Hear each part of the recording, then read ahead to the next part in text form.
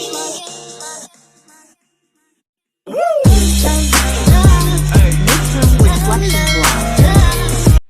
day everyone. So my name is Cris Sumambot from Cris History 11.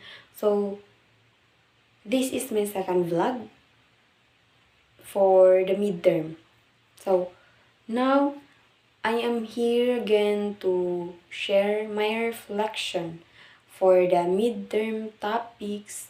So the first, I will be sharing my reflection about the Act of Declaration of Philippine Independence. So this Act of Declaration of Philippine Independence. So it discusses about the Declaration of Independence. Also, it explains the connection of our flag, the color that symbolizes on December 7, 1830, Ambrosio Rienzares Bautista is a lawyer. He was born in Binyan. He attended preparatory school in Binyan and he was studied law at the University of Santo Tomas, social kaayo. Then, he practiced law in Manila. Amazing. Ambrosio Rienzares Bautista arrested at the outbreak of the revolution. Ambrosio is an author of an act of declaration of the Philippine independence. So, si Ambrosio Rienzares is maudain siya ang author sa Act of Declaration of Philippine Independence. During 1898, he is the one who read the declaration. So, he also served as solicitor by Ambrosio R. Bautista, a revolutionary government. This act was he made. Ambrosio is a war counselor and special delegate designated to proclaim in the province of Cavite on June 12, 1898. He solemnized this declaration of independence by the dictatorial government of the Philippines, and in the name and by authority of the people of these people of islands, we do hereby announce and declare solemnly in the name and by authority of the Supreme Judge of the universe and under the protection of the great and compassionate nation, the United States of America. They have right to be free and independent. They no longer any allegiance to the Spanish, that all political ties between them should be severed and annulled. Like other free and independent states, they have full power to wage war and peace and regulate commerce and do all other acts and things that our independent statute has the right to do. So, si Don Emilio Aguinaldo, who reversed the supreme head, he established the dictatorship. He bestowed upon the illustrious dictator, Don Emilio Aguinaldo, all the authority necessary to enable and to carry out the governmental duties. The nation is already free and independent. They use the same flag until now. The designated and color described in the attached drawing, the white triangle, signify the distinctive emblem of the famous Society of the Katipunan, which means of its compact, inspired, and masses to rise revolution. The three stars signify that the three principal islands of the archipelago, Lupon, Mindanao, and Panay. The sun representing the gigantic made by the sons of the country along the path of progress and civilization. the colors blue, white, and red, commemorating the flag of the United States of North America. This explains about the connection of our flag. There's one thing that I can see in myself, that is being so proud to our country. We should be strong and we will fight for our country, because we are the Filipino people that ready to fight for our right.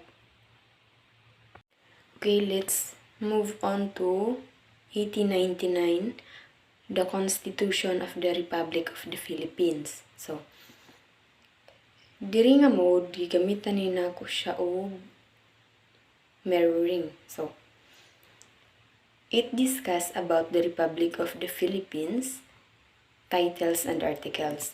The President of the Council, Apolinario Mabini, presented a preamble. It states that representative of the Filipino people duly gathered for the purposes of establishing justice and provide for a common defense, promote the general welfare, and ensure the fruits of liberty. The sovereign legislator of the universe has voted, decreed, and sanctioned. The political constitution consists of 14 titles. Each title consists of many articles. So, in the title 1 is about the republic. It shows the democracy of a political system. So, the second title is about the government, governing the nation. And the third was an religion. It recognizes the every belief, the separation of the church. So, naay mga lahi-lahi nga tinuhuan, naay mga lahi-lahi nga simbahan. So, the Filipino and their national and individual rights, it talks about the right of individual here in the Philippines. So, the legislative power is the fifth title. Mao ni siya ang ikalimang nga title. Legislative power shall be exercised by an assembly of representatives of the nation. In the sixth title is about the permanent commission. The assembly of the adjournment, it declared the sufficient cause to proceed against the president. And the executive or power, title 8, is the president of the republic. The president is the elected by the majority of the people. So, muagi man gid sa election, muagi man gid sa piniliay bago makalingkod ang isa ka politiko. In the title 9 is the secretaries of one president, the judicial power. This is the part of the court. Part ni siya sa court ning judicial power. So, provincial and popular assemblies, Article 82 say that the organizations and contributes of provincial and popular assemblies shall be governed by their respective laws. So, administration of the state, the changes made from the previous years, changes in expenditure and income. So, naay mga changes. So, the last title is the constitutional observance, oath, and language. Every title consists of an article, and that article states every words that correspond to the title, relating and connecting. So, in this topic is daghan siya mga lahi-lahi nga title nga kana nga title is naay connection sa matag naay connection So the next is Treaty of Peace between the United States of America and the Kingdom of Spain. So, mirroring gihapon ang akong gigamit diri nga topic. So, this topic discuss about the peace between United States of America and the Kingdom of Spain. So, based on the proclamation, the Treaty of Peace between the U.S. of America and Her Majesty, the Queen Regent of Spain was existing. So, on the 10th day of December 1898, concluded and signed by the respective plenipotentiaries at Paris. The Parish and the English language is an original word for word follows. So, the two countries named the U.S. of America and Her Majesty, the Queen Regent of Spain, in the name of August, son Don Alfonso, they desiring to end the existing war. In this topic, I have one thing that I can see in myself, that is being at to peace with the one who actually ignore me. I can't ignore people around me as long as the strangers people I can peace and I can smile back them. So, the President of United States, William R. D. Cushman K. Davis, William P. Frey, George Gray, and Dwight Law Reid, they are citizen in US. So, mauna sila ang mga tao nga mga citizen sa US. The Queen Regent of Spain are Don Eugenio Montero Rios. He is the one president of the Senate, the section of the Kingdom, and ex-minister of the Crown. Don Buenaventura de Abarzoza, deputy to the courts and Associate Justice of the Supreme Court, Don Jose de Garnica. So, Don Rafael Serrero is a general division. So, si Don Rafael Guerrero is isa ni siya ka general division. So, after the meeting in Paris and exchanging complete powers were discovered to be after deliberating on the issue of hand, he agreed a following correct form. So, the articles that the item to follow, in the Article 1, it states that the United States will assume and discharge the obligation that may under international law for the protection of life and property. Spain relinquishes all claims of sovereignty and title in Cuba. The second article is the Spain cedes so to the United States the island of Puerto Rico and other island now under the Spanish sovereignty in the West Indies, the island of Guam in the Marianas or Landrones. So, proceed na ta sa topic of Jose Rizal's Retraction Controversy.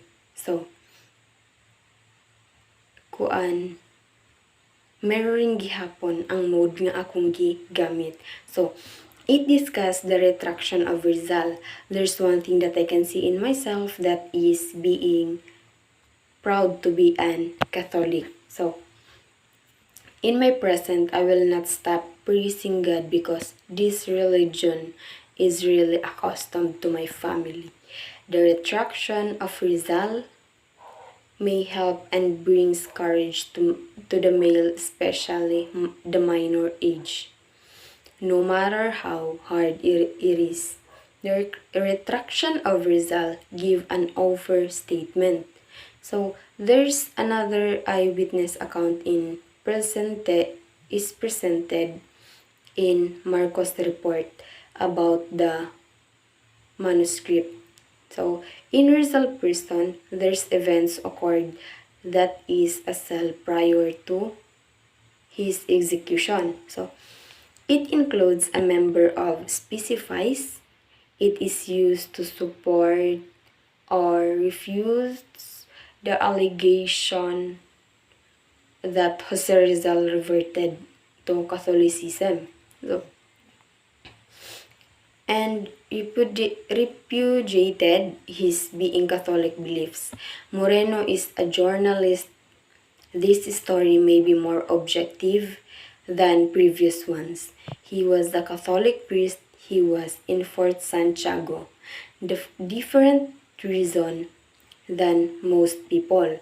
The fact that his report was written a day after the event reduced the likelihood that it would be inaccurate. The story was rewritten to appeal to a specific demographic. So because the report is short, a translation will be provided. In the Moreno's report, it provides information that contradicts Father Balaguer's affidavit. So, Moreno never acknowledged the most critical and clear discrepancy. In the report of Father Balaguer has maintained that he was her in Rizal's prison cell and actively participated in his execution.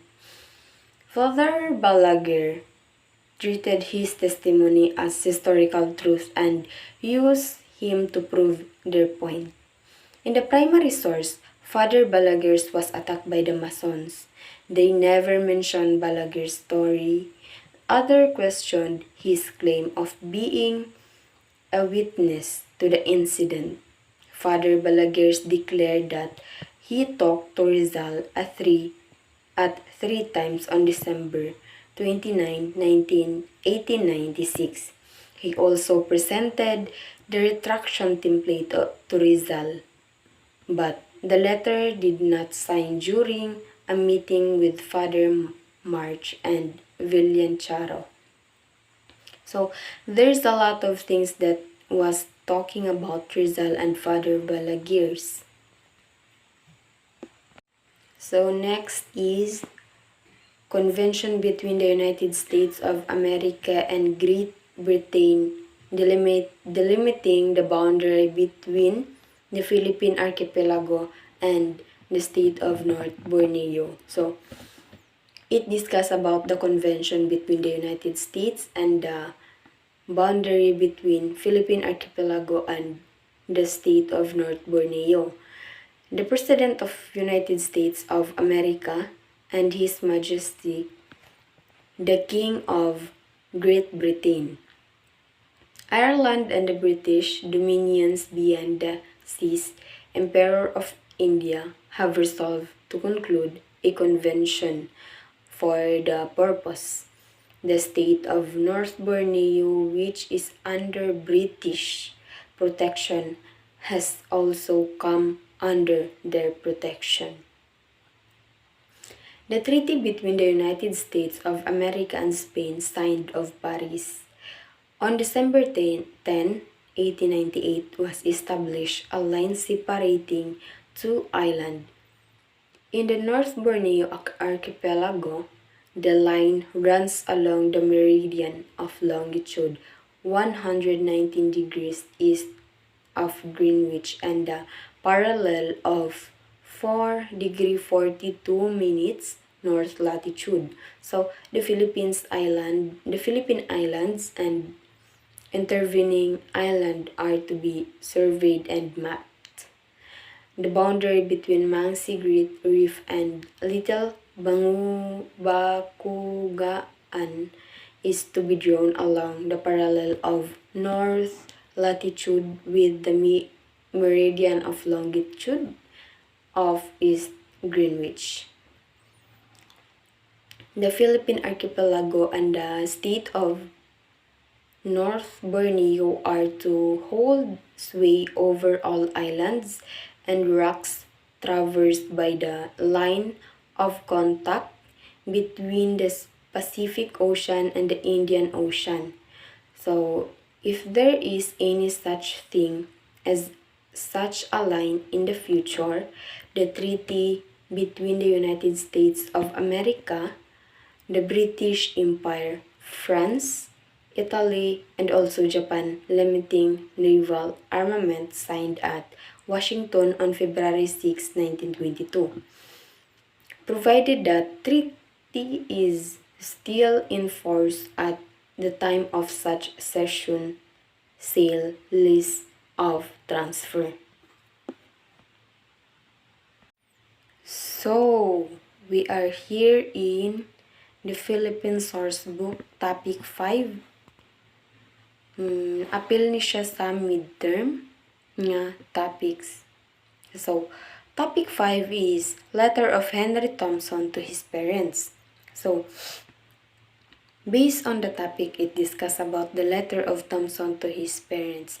Inside the Fighting First, Papers of Nebraska Private in the Philippines.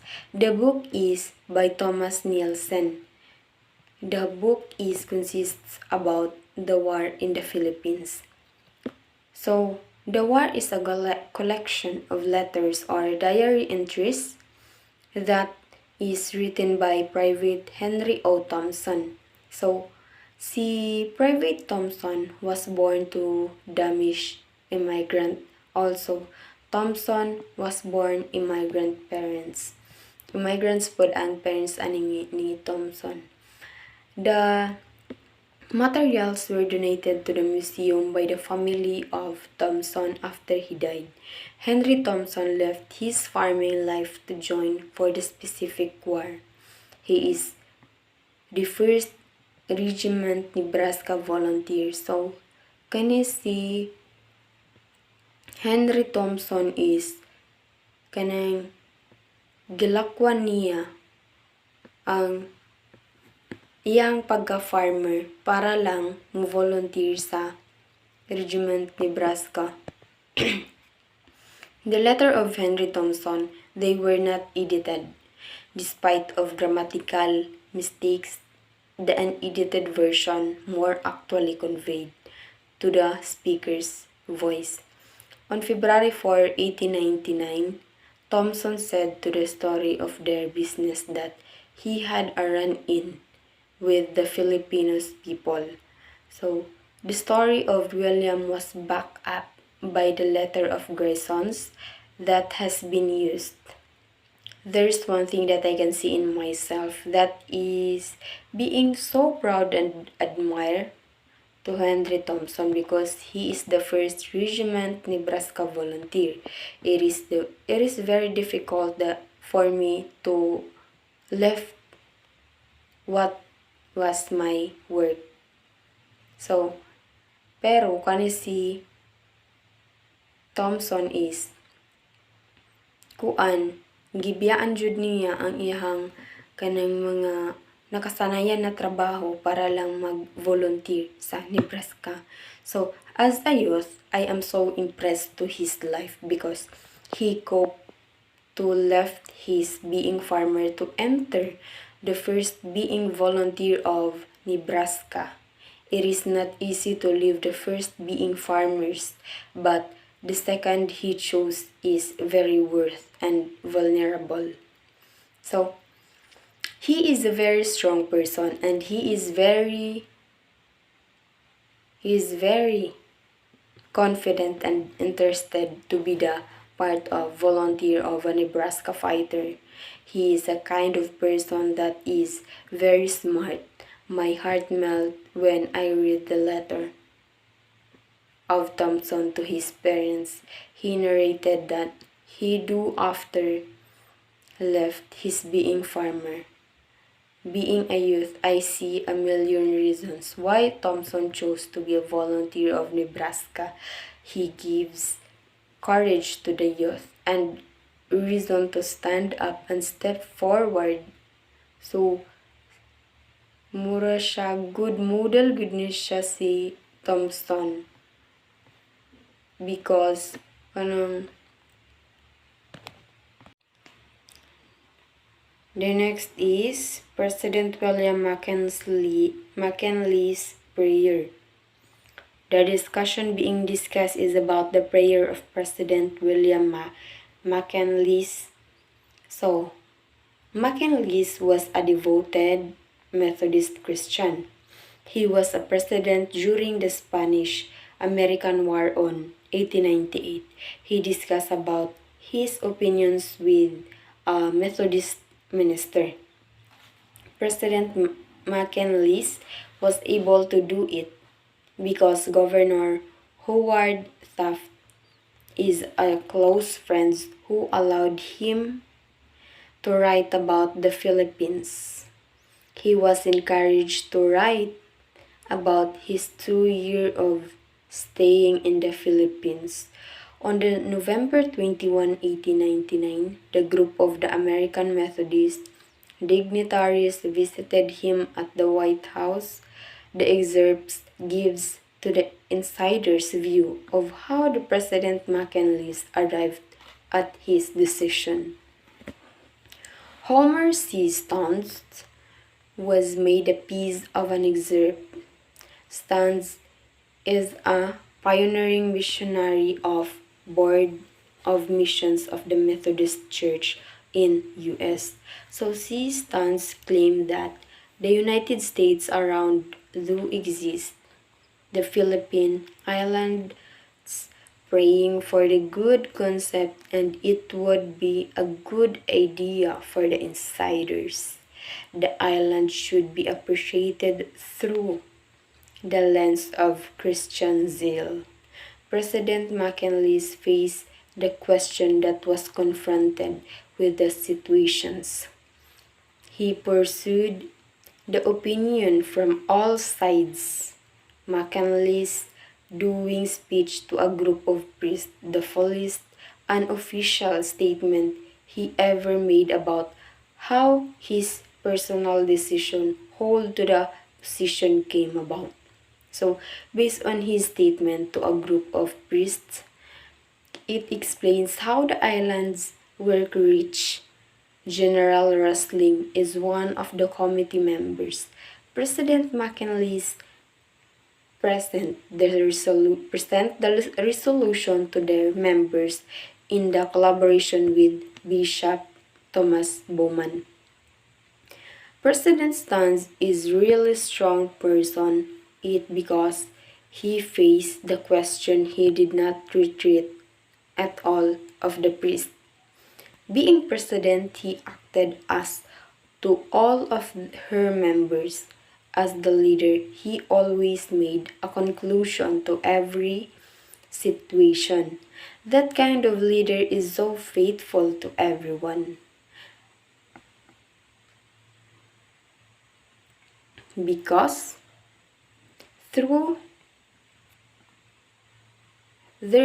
there's one thing that I can see in myself, that is being grateful, because through the work of McKinley's, it gives me an overview, and it also shows a good model to everyone. As a youth, it helps me a lot because President William McKinley is showing a good works to us. He is a good model also. Vargas George report of Philippine Executive Commission to the Director, GMA George B. Manila, 1943. It discussed the executive task of George Vargas. Vargas is the one who is responsible in creating manual reports. He is the secretary of President Laurel. His task is to create manual reports on the activities of the Philippines. The Executive Committee reports consist of a wide range of topics, from the economic program, the public education and culture influence. Its activities reduce the capacity of resources for wartime propaganda.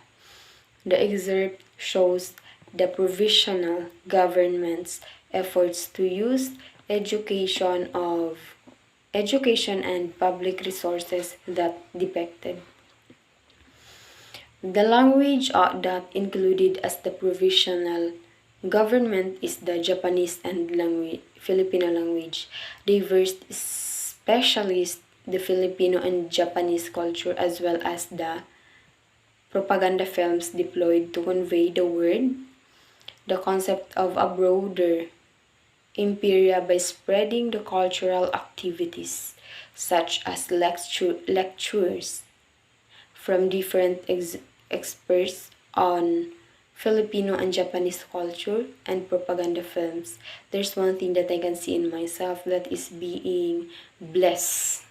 It because the executive reports instead of wartime, but it convert activities ranging to economic program. So in my present, I am thankful that instead of war, it convert to the activities that can make youth busy.